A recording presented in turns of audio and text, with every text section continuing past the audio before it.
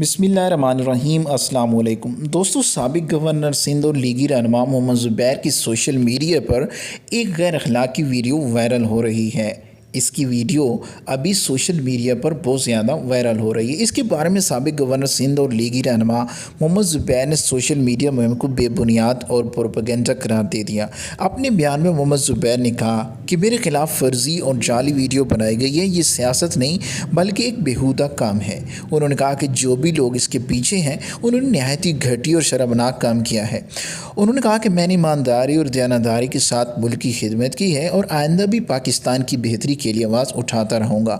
ये तो था मोहम्मद ज़ुबैर का मौक़िफ़। अब इस वीडियो में कितनी सच्चाई और कितनी हकीकत है ये तो आने वाला वक्त ही बताएगा। और आप इसके बारे में क्या राय रखते हैं? क्या ये सच है या झूठ है? अपनी राय का इज़हार वीडियो के नीचे कमेंट में ज़रूर कीजिएगा। अगर आपको हमारी वीडियो अच्छी लगी है तो हमारे चैनल को सब्सक्राइब करके साथ घंटी के निशान को दबा दीजिए।